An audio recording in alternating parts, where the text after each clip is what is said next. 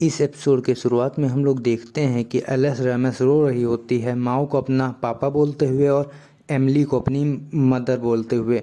और माओ उसे चुप कराने की कोशिश करता है और बोलता है कि हम दोनों तुम्हारे फादर मदर नहीं हैं, लेकिन एलिस रेमस चुप ही नहीं हो रही होती है। उसके बाद एलिस रेमस जाके एमिली को हक कर लेती है और बोलती है कि आप मेरी मदर हो ना, आप मुझे छोड़ के मत जाना। और तभी सारे लोग एमिली को घूर घूर देखने लगते हैं और एमिली बोलती है हम इसके बारे में कुछ नहीं जानते हैं। और तभी चीहो एम्बैरस होके बोलती है कि अगर आपको कुछ नहीं चाहिए एमिली सा, तो आप मेरी जगह जगह बदल सकती हैं, मैं आपकी जगह आके एलिस रामस का ख्याल रख सकती हूँ। लेकिन उसके बाद एलिस रामस का चेहरा देखती है एमिली, वो रो रही होती है, तो उस पर एमिली हाँ बोल देती है और बोलती है हाँ मैं तुम्हारी माँ हूँ।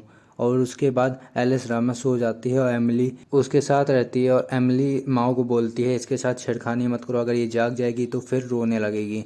और उसके बाद उरिसारो बोलता है कि इसको कैसे पता चला, एलिस रामस को कैसे पता चला कि माओ ही शैतान है।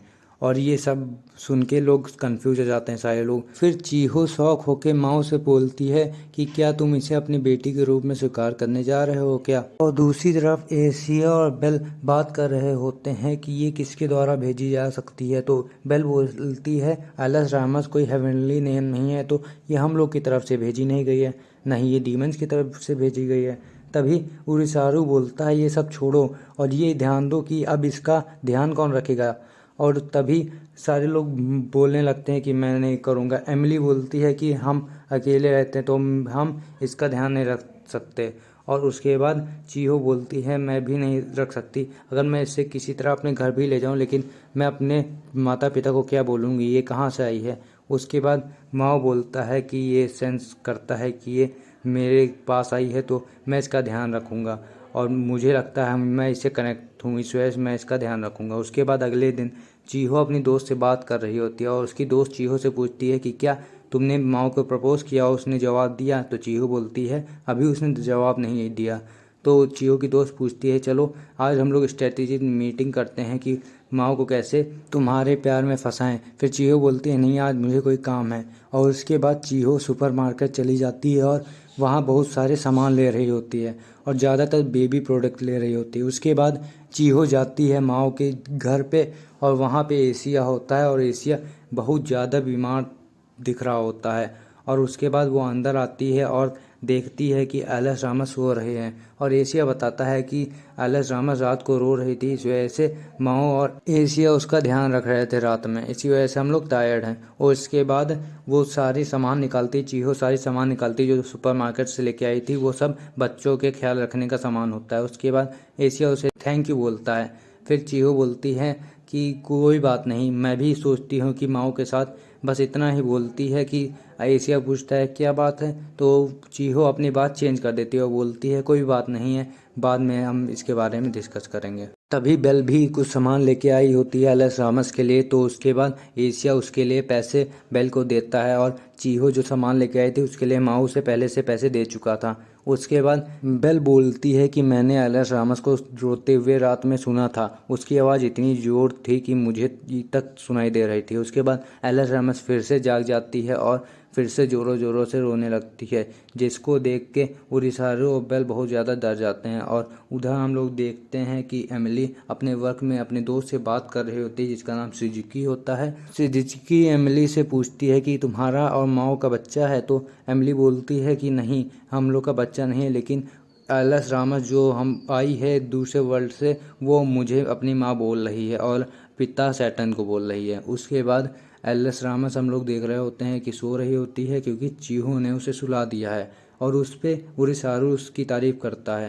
फिर एलिस रामस फिर से जाग जाती है और पूछती है कि पापा मम्मी कहाँ हैं। तो उसके बाद चीहो बोलती है कि तुम्हारे पापा और मम्मी जल्दी ही घर वापस आ जाएंगे। फिर चीहो एलिस रामस को अपना नाम बताती है और वो उसके बाद बेल बोलती है कि एलिस रामस को कि चीहो तुमसे बड़ी हैं तो इसको उन्हें चा बोलो, मतलब बड़ी बहन बोलो। उसके बाद एलिस रामस चीहो को चीहो उन्हें चा बोलती है, मतलब बड़ी बहन चीहो, जिसको देख के चीहो बहुत ज़्यादा खुश हो जाती है और बोलती है एलिस रामस को कि तुम बहुत ज़्यादा क्यूट हो। और उसके बाद वो एलिस रामस को गले लगाने लगती है और एलिस रामस ची चांद बोलने लगती है, ची उन्हें चांद बोलने लगती है चीहो को। और उसके बाद एलिस रामस बेल को भी बोलती है बेल और नेचान, मतलब बेल बड़ी बहन बेल। उसको सुन के बेल भी बहुत ज़्यादा एम्बेरस हो जाती है और बोलती है ठीक है, ये बहुत बढ़िया है, ये सुनने में बुरा नहीं लगता। फिर एलिस रामस अपना क्यूट चेहरा बना के देखने लगती है बेल की ओर, जिसे देख के बेल बोलती है मुझे ऐसे मत देखो, ये बहुत ठीक नहीं है।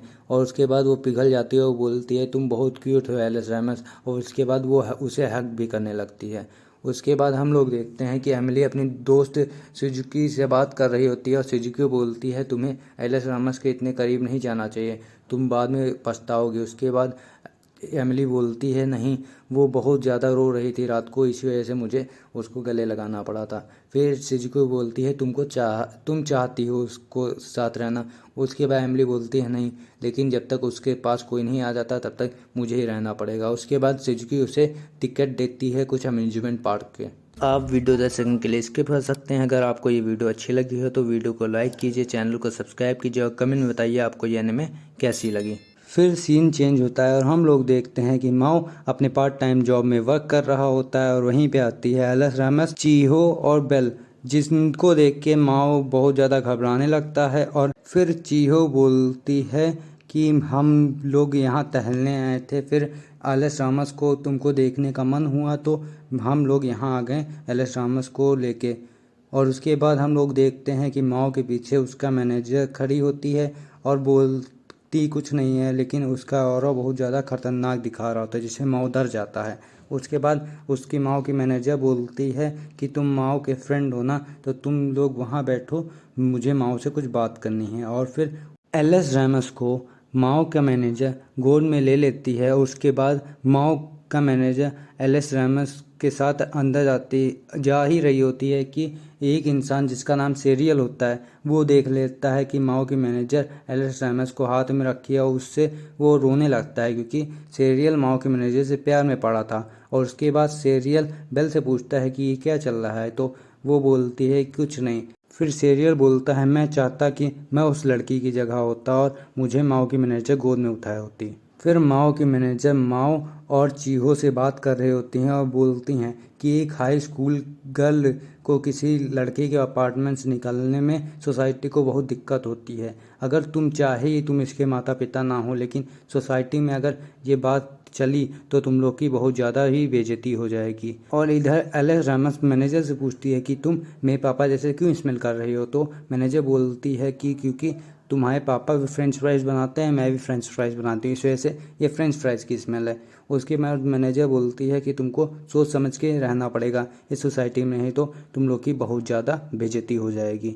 और उसके बाद माओ के मैनेजर उसे छुट्टी दे देती हैं आज के लिए और बोलती हैं कि आज तुम घर जाओ, तुम एक पिता हो इस वजह तुम्हें पिता का फ़र्ज़ निभाना चाहिए और एलिस रामस को भी थोड़ा टाइम देना चाहिए।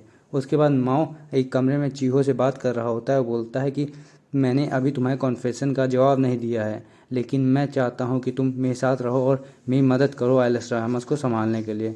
उसके बाद चीहो ये बात सुन के रोने लगती है और माओ पूछता है कि मैंने क्या कुछ गलत कहा कि तुम रो रही हो। इस पे चीहो बोलती है कि हम इंसान कभी कभार रोते हैं जब हम लोग बहुत ज़्यादा खुश होते हैं। तो उसके बाद माओ बोलता है मैं ये सब बातें नहीं समझ पा रहा हूँ। उसके बाद हम लोग देखते हैं कि चीहो एलिस रामस के पास जाती है और उसका हाथ पकड़ती है और माओ से बोलती है मैं तुम्हारी मदद करूँगी एलिस रामस का ध्यान रखने में।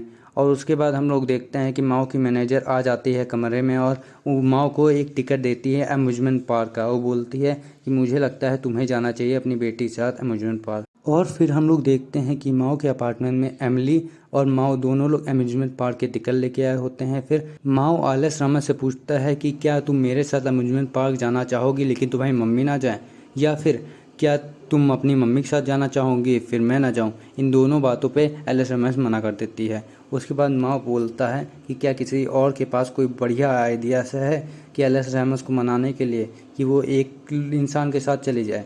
उसी पे चीहो बोलती है एमिली से कि तुम जाओ माओ के साथ एलिस रामस को घुमाने अम्यूजमेंट पार्क, जिस पे एमिली बोलती है कि फिर तुम्हारा क्या। फिर चीहो बोलती है नहीं, अभी हम लोग को एलिस रामस पे ध्यान देना पड़ेगा। और फिर एमिली जाती है अपने रूम में और वो बहुत ज़्यादा नर्वस लग रही होती है और एमिली बोलती है कि मुझे जाना पड़ेगा सैलून ठीक होने के लिए। उसके बाद एमिली के पास एक फ़ोन आता है एक लड़की का जो एक अजीब जगह बैठी होती है। उसके बाद एमिली उससे पूछती है कि क्या तुमने कभी सुना है एक एप्पल से कोई बेबी निकलते हुए। तो वो दूसरी तरफ वाली लड़की बोलती है नहीं, क्या ये किसी की साजिश हो सकती है। तो वो दूसरी लड़की बोलती है कि नहीं, मुझे नहीं लगता कि कोई ऐसी साजिश करेगा तुम्हारे पास कोई एप्पल के अंदर लड़की भेज के।